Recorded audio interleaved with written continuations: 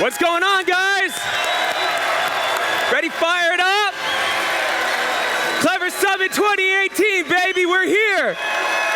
You ready to do it? All right.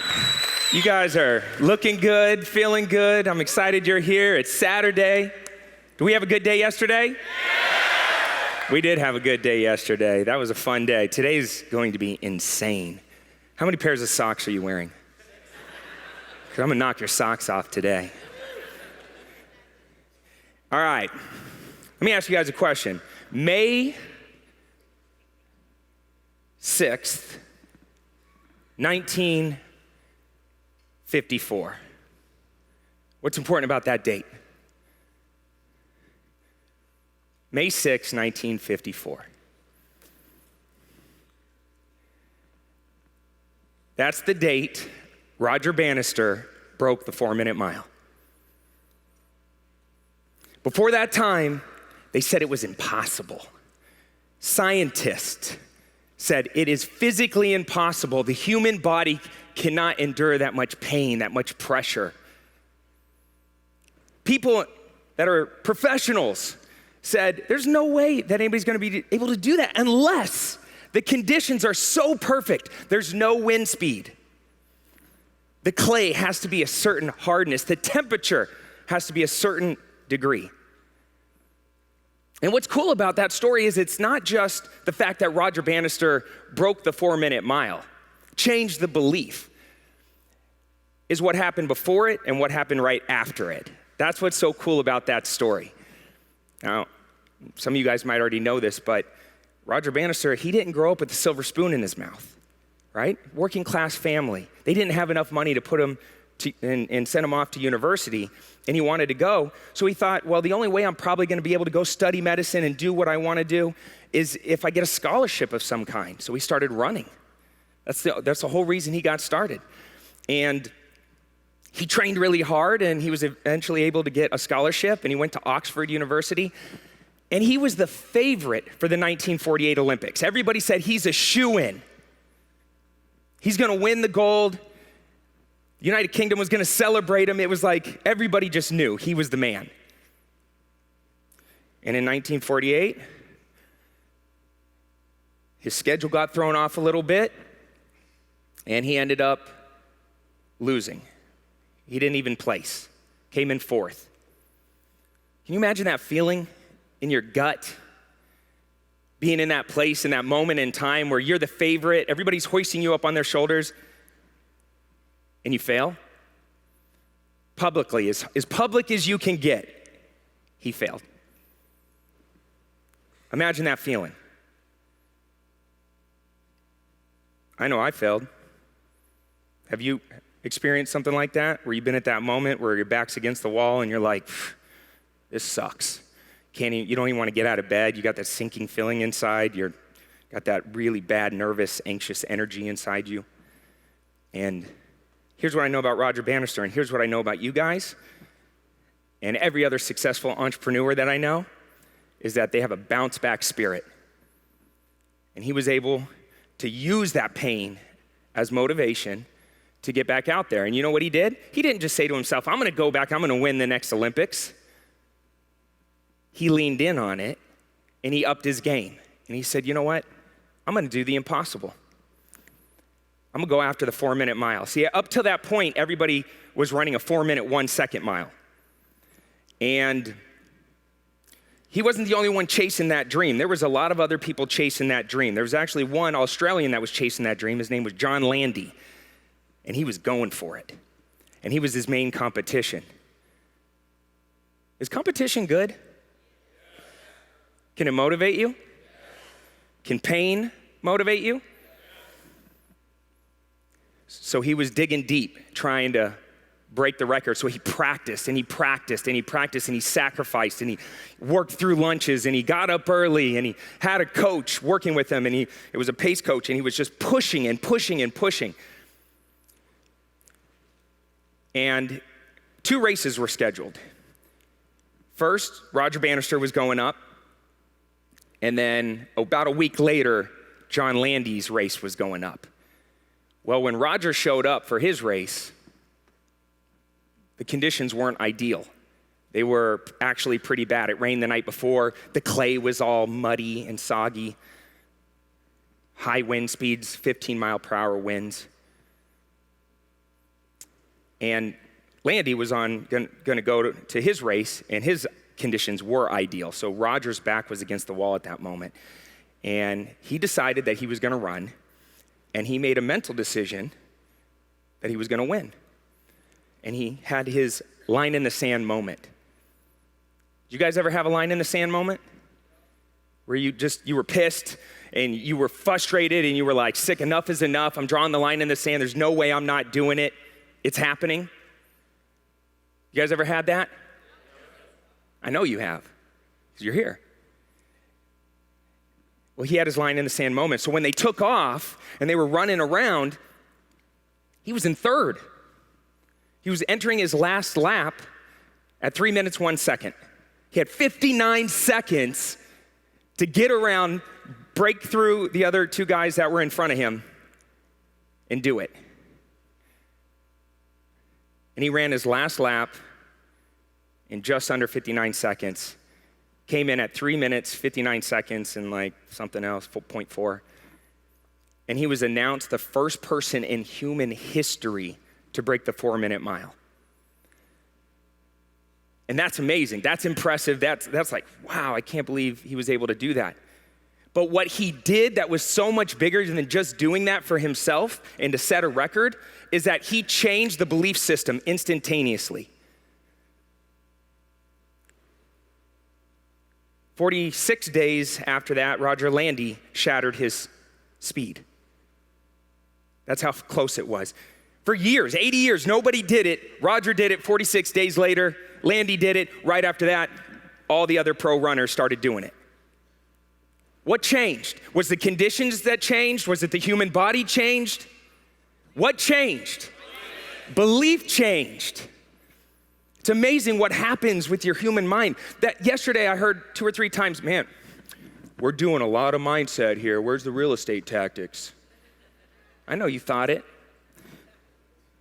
But I know what it takes. I know that thing, that one piece that I can give you to change everything in your life, and it's in this room right now.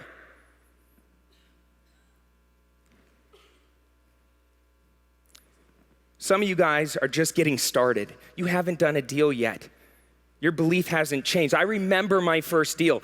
It changed everything for me. Before that time, I worked out of fear and anxiety, and I was the guy at the bank teller line arguing to get my overdraft fees reduced.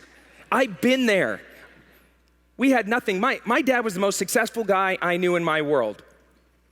And besides that, I had no other people around me that were successful. My uncles all went to Vietnam, drug addicts, unfortunately, very stressful conditions. One of them ended up somehow working for the Russian mafia, running a gambling operation. We never saw him. He disappeared. He ran some casino. My other uncle went to prison. I didn't have a lot of success in my life, so I didn't have a good belief system. And unfortunately, a lot of people, especially aspiring entrepreneurs, they carry that into their business with them, and they get stuck on all these little things, all this, I call it BS. You guys have some BS? We all do. And I had a lot of it. And I remember thinking to myself, God, if I could just make $4,000 a month consistently, I'd be able to quit my job as a bookkeeper. And my whole life was gonna change. I didn't have dreams of Lamborghinis and mansions and exotic vacations. I just wanted $4,000. That was like, yes, I made it. And I worked really hard, and you guys know my story. 9 months I tried this business by myself, going to every seminar, every boot camp, every workshop. I walked out with all the stuff. They loved me, right? But I was on a mission, because here's something else I know about successful people. They obsess over things. They're either not interested or they're freaking obsessed. You know what I'm saying? Do you know what I'm saying? Yeah. Guys, I already know this shit. I'm here for you. They obsess. And so I was obsessed.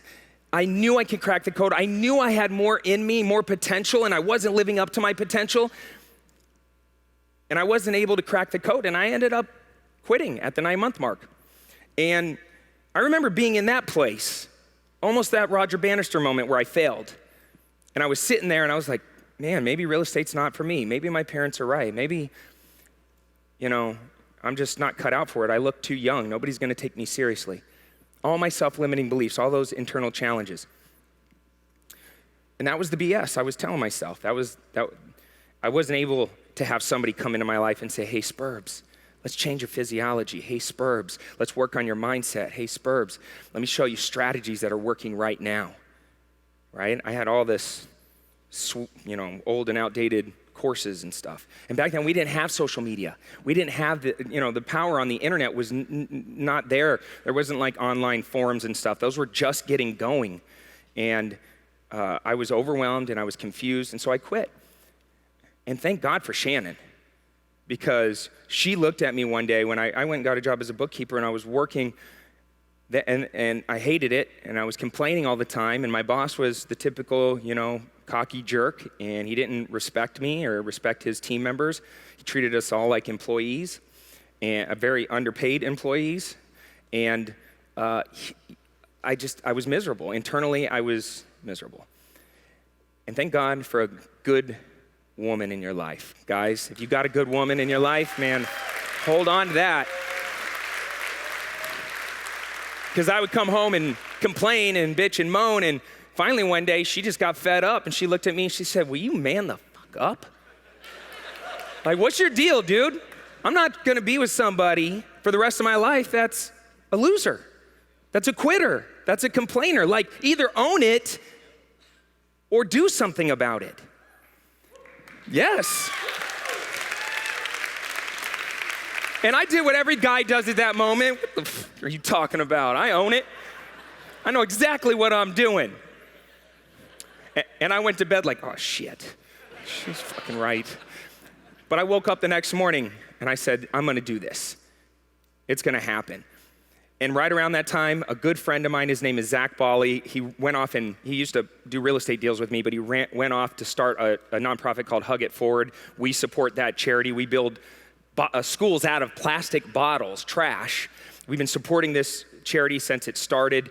I'm one of the largest contributors, and we built 70, 80 schools so far in Guatemala out of trash. The reason, thank you. Very proud of that. The reason I was able to do that is because Zach begged me to go to one more seminar. And at first I was like, nah, I don't want, I've been there. I don't want to rack my credit card bill up again. Nope, not going. And he just kept on me, and Shannon kept on me, and I just said, fine, I'll go. And you guys know the rest of the story. It was at that Jack Miller seminar. I went into a room like this. There wasn't this many people, but there was probably about 300 people, and I instantly felt it. I knew that I was at the right place at the right time, and it felt good. And that's where I met Lyle, my mentor, and everything started taking off for me after that. I decided I'm gonna get back in this game. I'm gonna make that $4,000 a month consistently. I'm gonna quit my job as a bookkeeper. I'm gonna do this, but this time I was gonna do it the right way. I was gonna get help. And it's okay to ask for help. I truly believe it. I think people that wanna play the game at the highest level don't need to reinvent the wheel. You just pick up where somebody else left off. And when I got my first deal, that was when my belief changed. Up till then, it was hope, right? I just kept hoping, and I saw all these other successful people. I'm like, man, if they could do it, I could do it. But my belief changed when I was able to do that first deal, and now I'm able to give my family the life they deserve. I'm up here doing all of this because I'm so freaking passionate about real estate investing, not because, I am the weird guy that loves houses. Like, I'm the house whisperer, dude. I'm like, oh, I love you so much. But no, not everybody loves real estate in this room. Most people probably don't care about houses in weird architecture and don't subscribe to, magazines like I do. It doesn't matter. Anyways, house porn, right? I like that. I like seeing something go from old to new, and all the cool things they could do. But not everybody's like that. So, when I first met Mike, he was telling me, I don't even like houses. I just want to be empowered. I just want to be able to get the money so I can do the things in life I really want to do. And I think there's a lot of people that can relate to that, because at the end of the day, it's not that we love money. I think, and I'm going to talk about that, I think having lots of money is a very good thing because it empowers you to be the best version of you want to be. It empowers you to be able to cut a check and solve problems and do good stuff in life. And so, later on, I was able to come back and support Zach in his mission to build schools and support the Chandler compadres and help underprivileged kids here. I was able to do things for my family, take them on amazing vacations. My kids, I never went on vacations. I think I went on 2 times to Disneyland growing up, and that was it. Every once in a while, my parents would ship me back east to go with my aunt for summers, but that was it. We never had enough extra money left over at the end of the month to go on vacations, right? That was something rich people did. And now I'm able to take them, and we travel all over the world. There's nothing greater to me than sitting in Cabo San Lucas. I can hear it right now. Have you seen my ads? All right, I'm there on the beach listening to the waves. Margarita's sitting next to me. I got that chip and guac that's fresh, right? The guy standing there, he's just waiting for my order, right? Actually, no, in my mind, there's like 5 people there waiting for my order. Like, yeah, right? They're fanning me. I look over, Shannon's in a bikini. I'm like, yeah, hell yeah. Kids over giggling in the pool. And if you're a parent, none of that shit happens, right? It's like 2 kids fighting, right? You lean over, you tip your drink over, you're like, oh, shit. Nobody's around, you're sunburnt. All right, we know the truth. But I'm able to do that stuff because my belief changed one day. So let me ask you guys, if you have closed at least one deal, please stand up right now. If you've closed at least one deal, look around the room, ladies and gentlemen. This is real. It's happening in all markets across the country, big cities, small towns. Doesn't matter if you're black, white. Doesn't matter if you're a male, female. People are closing real estate deals. And we celebrate you for that. Thank you very much. Sit down. Some of you guys didn't even know that the person sitting next to you closed a deal. Some good networking in this room. All right, so we want to keep that celebration going. Like Joseph said, he's one of my dearest friends. He has me celebrating this craziest shit, and I have to send him his stupid video. I'm no different than you guys. I'm just 13, 14 years into this business. Started with nothing, and we're just having fun making it happen, and that's what you guys are going to do. Some of you are a little further along, some of you are just getting going. So I want to celebrate with you guys. So I'm going to put up on the screen a list of names. If you see your name, I'd like you to come up here and we're going to give you an award. We're going to celebrate your success. You might not get it when you're at home, and people might not understand what you do, your circle of friends and your influence, but here in this room, you're special to us because you're helping everybody who's just getting going change their belief. So can we put that up on the screen? If you see your name right now, come on up. We're going to give you an award right now. This is for people who have closed over 25 deals. Major milestone. Come on up, guys. This is a beautiful thing. It's a special thing. Come on up.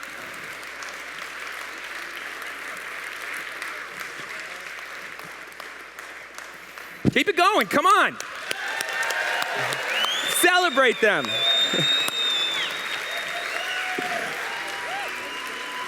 Come on up, squeeze behind, squeeze in front, come on up. Don't be shy. This thing's built to hold the weight. Come on up. Yeah.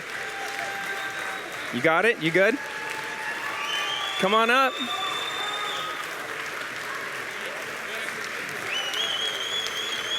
Hey, Cody, thank you. Thanks. Thank you. Of course. Everybody get a trophy. Come on up.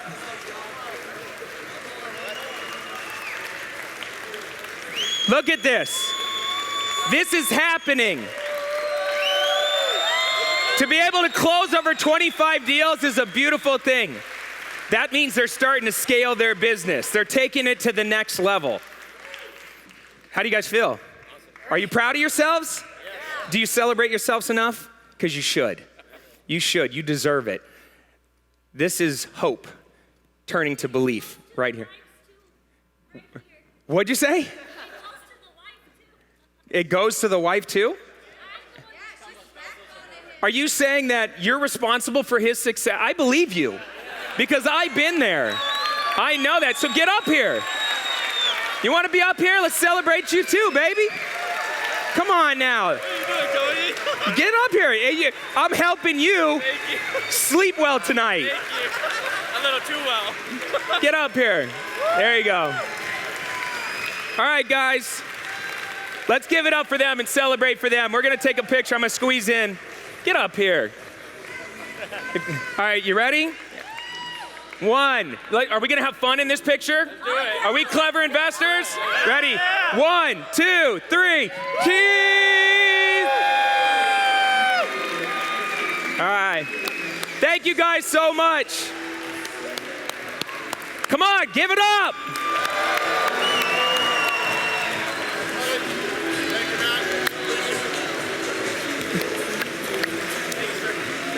You got that, baby. We're gonna close the deal for sure.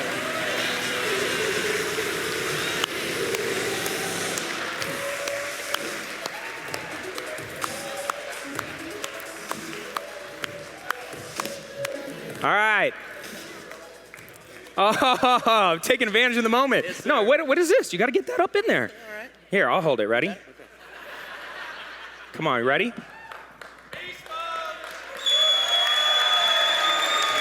There you go. He's a smart guy. Marketing. I love it. All right. Now we want to celebrate the next level real fast. There are levels in this game, right? You guys agree with that? Doing 25 deals is a beautiful thing. But in our mentoring program, we have a milestone that we love to celebrate. It's called the 100K Club. We started it when we first developed out the mentoring program 8 years ago. And I just had like this idea of like, man, I wonder how many people I can get to 100K. And in profits, right? Not just deals closed, something like that. And it blew me away of not only how bad I was as a mentor in the beginning, right? Because when you first start, I'm great at real estate, but to teach it is a whole nother thing, like a whole nother thing. And I've actually became better at real estate once I started teaching real estate. Guys know that process? Because leaders know the way, that's the research and development and investing in your education. And then they go the way, which is now you're doing the business. And that took me many years to master that. And then they, what? Show the way. That's the highest form of leadership. That's where you're serving others in your community and helping other people out. And I got good at teaching and I built an amazing team. I wish I could take credit for what's happening at Clever, but it has gone so much bigger than me now. I am just a small piece of this amazing mentoring team that we have here. And so the next group of individuals that I'm going to put up on the screen, they are our newest inductees into the 100K Club. Okay, some of them have gone on way past that. Some of them are millionaires. Some of them are multimillionaires. But we just want to celebrate them because they've reached a major milestone in our community. So if you see your name up on the screen right now, come on up here real quick, guys. Come on up here.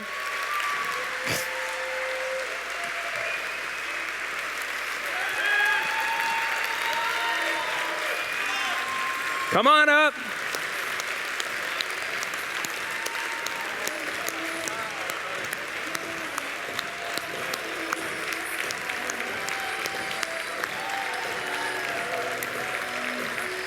You're close. Are you there? You're there, right? Close? You're like right below it. Next year. Squeeze in. So we can see you. Come, squeeze in over here.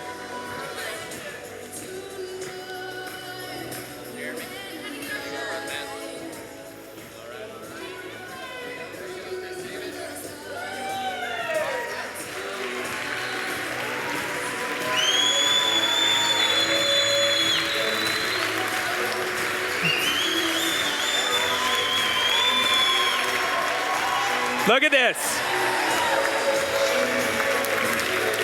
Look at this. Celebrate them right now.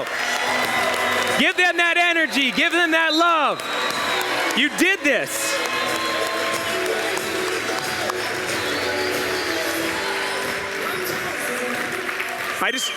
I want to say something. I could not be more proud of you guys. Not only are you kicking butt in real estate and you're proving that you can do this business at the highest level, but most of them, almost all of them, have become very active participants in our community. They're not somebody who's just sitting on the wall observing. They're not spectators. They're players. They're doing deals with each other. They're leveraging this network. Is leverage power? Yes. Are they powerful? Yes. Do you want to leverage and build relationships with them? Yes. You should. You should. I'm so proud of you guys. This is why I do this. And to be able to see this moment and let you just experience this moment is, I couldn't be more proud of you guys. And some of you guys have the most craziest personalities. Wei Chen, when he first came to me, he said, Cody, I'm gonna build Chinatown 2020. I said, what? Where are you gonna build it at? Buffalo Chinatown 2020. I said, all right, I'm on board with that plan. You want to build a Chinatown? Let's go flip some houses. Let's get that money. Right? I've had an awesome time. Thank you guys for speaking yesterday. Coming from a retired fireman to building a massive business in Montana. Coming out of the military, scaling his business. He told me yesterday, I'm firing myself all the time. I just keep hiring team members and they're kicking ass and we're scaling and we're just doing all this stuff. I'm losing my job. And I said, that's a beautiful thing. Let's fire yourself from real estate investing. Let's keep that money coming in though. Right? You're gonna get an opportunity to meet Jeremy tomorrow. He's gonna come up here and teach from stage. Sawyer, Austin, thank you guys for coming out to Arizona. Well, you were already here, but thank you for moving here to Arizona and just being an active participant as student leaders within this organization. Being able to partner up with you guys and do a bunch of real estate deals last year was a blessing. It was so much fun, and you guys are amazing individuals. Austin, your jacket is fire. You got that, what? What'd you say? What do you say? My jacket's... Your jacket's all right, but your jacket's cool. I like your shoes, all right? Whatever. Let's move on. All right. And, I just want to say to all of you guys, thank you so much for putting your trust in us, because it was a big leap. Thank you for being here. You're welcome. And I know that feeling when you were first coming on board. Some of you I even had an opportunity to speak with on the phone as you were coming on board, but it's a big leap. And I want you to know I take it seriously. I make you guys a priority, and whatever it takes from, you're part of our family, and we'll always be here for you.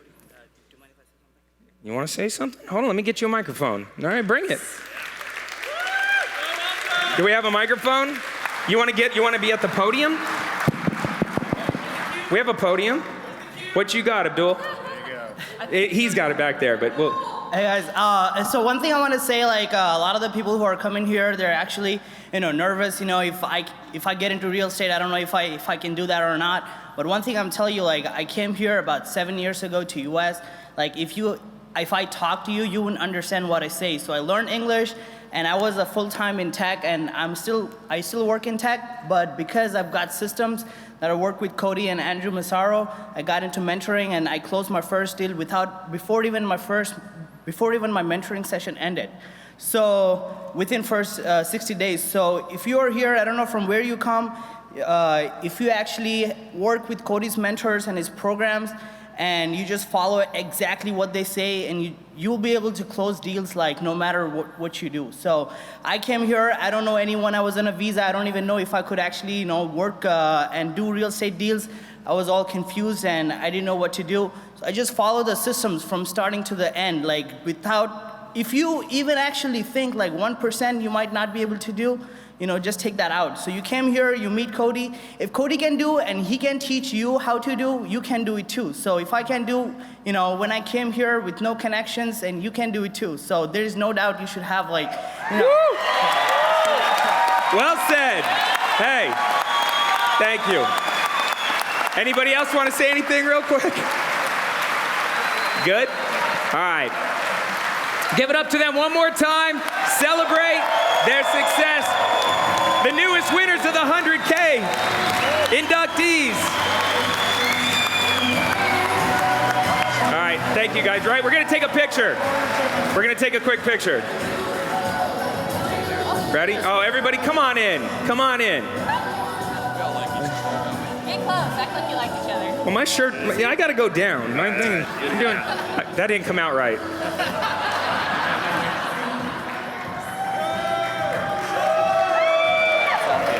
All right, give it up to him one more time. Thank you, guys.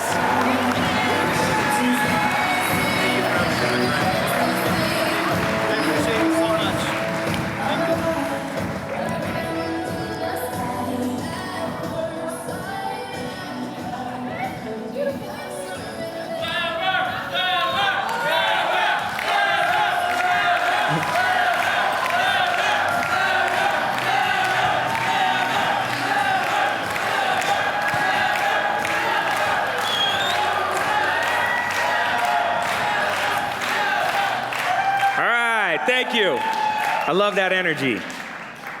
All right, you guys ready to get into it? Fired up a little bit?